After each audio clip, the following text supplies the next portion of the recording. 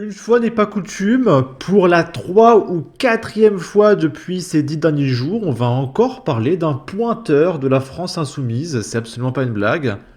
Donc là, c'est Hugo Prévost, élu député, donc c'est un élu, hein, ça y est, nouveau Front Populaire, donc ça veut dire qu'il y a 42% des Français de sa ville qui ont voté à gauche, voilà, pour un pointeur. Et du coup, au vu des accusations de faits graves à caractère S, pouvant relever d'infractions pénales, il a été exclu du nouveau Front Populaire. Ah mince. Et du coup, il y a Najat Belkacem, il y a quelques temps, elle nous disait ceci, donc souvenez-vous, c'est la nana qui expliquait qu'il fallait limiter Internet à 3 gigas par semaine. Elle disait ça à l'époque. Bonjour à toutes et à tous, ce petit message pour vous dire tout mon soutien à la candidature de Hugo pour le nouveau Front Populaire, pour la gauche donc. Vous pouvez parfaitement lui faire confiance. Vous pouvez parfaitement lui faire confiance, c'est génial. Et d'ailleurs, le saviez-vous, le rapport de la sénatrice Nathalie Goulet révèle que la subvention accordée par l'État à France Terre d'Asile en 2023 s'élève à 57 millions d'euros. Et c'est Najat Vallaud-Belkacem, la présidente de cette association. Donc elle est très riche, hein. Elle, je peux vous dire qu'elle se fait un pognon sur les esclaves, c'est absolument incroyable. Et du coup, il y a l'Union étudiante qui a fait un communiqué à propos de ce pointeur. Nos organisations ne sont pas imperméables au patriarcat, donc c'est la faute du patriarcat. Hein, même si quasiment tous les pointeurs sont la France insoumise, c'est la faute du patriarcat, pas de généralité. Même si au final, dire que c'est le patriarcat, c'est un peu généraliser ça à tous les hommes, mais pas de généralité, d'accord. Nous nous devons de nous prémunir à tous les niveaux contre la survenance des VSS, je sais pas ce que c'est. Nous nous tenons aux côtés des victimes de violences et leur disons notre soutien, évidemment. Et puis juste derrière, ils vont encore élire de nouveaux pointeurs. Les dernières semaines nous l'ont rappelé, tant concernant les révélations autour de l'abbé Pierre, que de la médiatisation du procès des pointages de Mazane, les schémas de domination et de violence patriarcale sont encore nombreux et profondément ancrés dans notre société. Alors déjà, il y a plein de problèmes. Premièrement, ils mettent des virgules partout, ils sont pas capables d'écrire. Et ensuite, pour excuser en quelque sorte le pointeur de la France insoumise, il faut d'abord expliquer que regardez, l'abbé Pierre, il a fait pareil. Regardez, il y a un mec à Mazane qui a fait pareil, sachant que le mec de Mazane, c'est un gauchiste. Et son fantasme, c'était de regarder sa femme se faire pointer par des dizaines d'Africains. Mais ça, la gauche ne le dit pas, étrangement, c'est très bizarre. Et du coup, voilà, tout le monde le fait un petit peu. Qui n'a jamais pointé une femme? Qui n'a jamais fait ça? Bon. Le milieu étudiant, tout comme notre outil syndical, n'y échappe pas. Au contraire, le syndicalisme étudiant est un milieu particulièrement fertile à la survenance de violences S par les nombreux rapports de domination qui le traversent. Les révélations au sujet de l'UNEF en 2017 et 2018 en témoignent. Un signalement comportant plusieurs témoignages effectués auprès du CVSS de la France Insoumise a permis de déclencher une procédure interne à cette organisation comprenant l'audition des victimes présumées et la saisine des instances concernées. Aujourd'hui, nous faisons le choix de rendre publics les faits qui ont justifié ce signalement.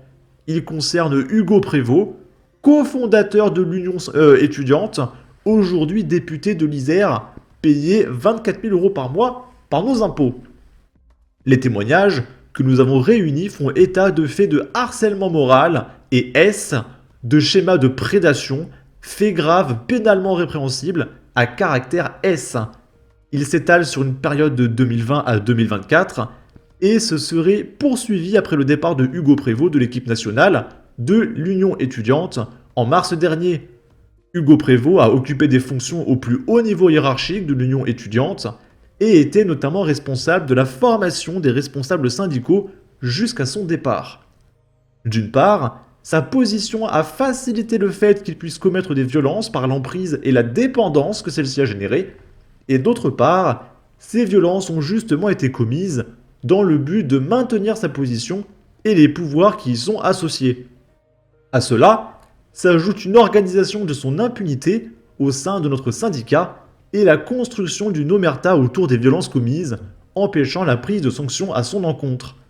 Ces violences citées ont notamment concerné des femmes, des équipes nationales successives de notre organisation, et ont été utilisées comme outil pour asseoir et affirmer la domination d'un homme au sein du syndicat. Il a aussi, d'après les témoignages, et ce de manière répétée, isolé, rabaissé, dénigré et insulté de façon systématique des femmes, avec pour conséquence une atteinte à leur dignité et leur santé physique et mentale. Et ce qui est dingue, c'est que les gauchistes ils vont vous dire oui, regardez, il y a aussi plein de blancs et d'européens qui commettent des pointages. Oui, des gauchistes. C'est bizarre parce que moi, au Rassemblement National, je vois, ça a sûrement dû exister déjà, mais c'est pas tous les jeudis. Hein, bizarrement, à chaque fois que c'est un Européen, 95% du temps, c'est un mec de gauche. C'est très bizarre. Ces méthodes violentes ont instauré pour elle un climat de terreur, où la peur et l'angoisse étaient structurelles. Ce fonctionnement et ce harcèlement s'inscrivent dans un système déjà dénoncé par le passé à l'UNEF. Les témoignages réunis soulignent une volonté de contrôle et politique des femmes, avec des agissements s'apparentant à des injonctions sur leurs relations intimes et leur manière de se comporter, jusqu'à, selon certains témoignages recueillis, une domination physique à travers au moins 2 cas de violence S. Par sa position hiérarchique, Hugo Prévost a, selon les témoignages réunis, non seulement été auteur de violences, mais a également reproduit cette façon de fonctionner auprès de multiples camarades, en théorisant à la fois la gestion S des femmes au sein ou dehors de l'organisation, et en théorisant le fait de pousser les militants jusqu'à l'usure, en les considérant comme du combustible à cramer. Et je me pose la question, là on parle d'union étudiante. C'est un communiqué de l'union étudiante. Elles ont quel âge, les victimes de cette union étudiante? Ça m'interpelle, parce qu'ils disent pas l'âge des victimes. Et là, écoutez bien, à cela s'ajoute qu'entre 2023 et 2024, afin de protéger des militants qu'il avait formés et qui étaient eux aussi accusés de violence S, donc ça veut dire qu'il y a plusieurs pointeurs dans cette organisation de gauche, Hugo a à 3 reprises fait pression, ou tenté de faire pression, sur la cellule nationale de notre syndicat chargé de ces questions. Si la majorité des faits aujourd'hui reprochés à Hugo étaient connus de certains, depuis plusieurs mois voire plusieurs années, son départ de l'équipe nationale en mars 2024 et son investiture puis son élection, lors des élections législatives de juin 2024, ont permis une plus ample et progressive libération de la parole et la dénonciation de ces actes. À de nombreuses reprises, les propos et le comportement S de Hugo Prévost ont notamment fait l'objet de critiques, de points et d'interventions auprès de celui-ci en vain. Malgré cela, et malgré les formations de prévention aux violences S et aux risques psychosociaux dont il a pu bénéficier, son comportement n'a pas changé. Au contraire, plus il a pris de l'importance et du pouvoir au sein du syndicat, plus sa violence s'est amplifiée. Ainsi, sa position hiérarchique est centrale dans le système de domination et de violence qu'il a pu mettre en place. Donc le mec jouit de son pouvoir, et plus il a de pouvoir, plus il pointe des nanas. Plus il leur met la pression, etc. parce qu'il a un pouvoir de nuisance encore plus grand. Au regard des éléments dont nous avons connaissance et de la gravité des faits, une saisine a été effectuée à la fin du mois d'août auprès du comité de suivi contre les violences S de la France insoumise. L'Union étudiante souhaite que justice soit faite et demande à Hugo Prévost de démissionner de son mandat de député par respect pour les victimes et pour prévenir que d'autres violences puissent être commises. Nous soutiendrons et nous accompagnerons toutes les victimes qui souhaitent porter plainte. Et est-ce que ça serait pas possible, plutôt que de démissionner, qu'il aille en prison? Parce qu'il commence à y en avoir marre que tous les jeudis, il y ait un député LFI accusé d'avoir pointé une quinzaine de nanas, voire de gosses, et tout ce qu'il a, le mec, c'est « oh, il démissionne ». Sachant qu'en démissionnant, il garde sa retraite de député, etc., vous inquiétez pas. Peut-être même qu'il a l'indemnisation. Parce que quand les députés ils démissionnent, maintenant ils ont une indemnisation. Parce que les pauvres, ils ont plus de travail. C'est Darmanin qui avait parlé de ça. Pour l'Union étudiante, il s'agit aujourd'hui de tirer les leçons de la faillite de notre organisation, à identifier le caractère systémique et l'ampleur des violences commises et les sanctionner. Tout d'abord en reconnaissant que les organisations militantes, comme la nôtre, sont des espaces qui ne sont pas imperméables aux rapports de domination qui s'exercent dans la société et qu'elles peuvent participer au contraire à les reproduire. Les rapports hiérarchiques, tant d'âge, de responsabilité, de formation, mais aussi certaines formes de gestion militante, sont tant de facteurs qui favorisent la banalisation de ces violences et la silencialisation des victimes pendant des années. L'Union étudiante apporte son soutien le plus ferme aux victimes qui prennent la parole et dénoncent les violences qu'elles ont subies. Nous saluons leur courage et nous tenons à leur côté. Aussi, l'Union étudiante s'engage à ce que divers mécanismes soient mis en place afin que des comportements inacceptables similaires à ceux que nous dénonçons aujourd'hui ne puissent plus survenir ou en tout cas persister dans le temps.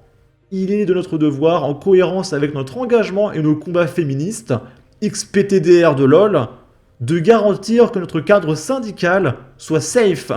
C'est bizarre parce qu'il n'y a que dans les sphères féministes qu'il y a ce genre de violence. C'est assez intriguant.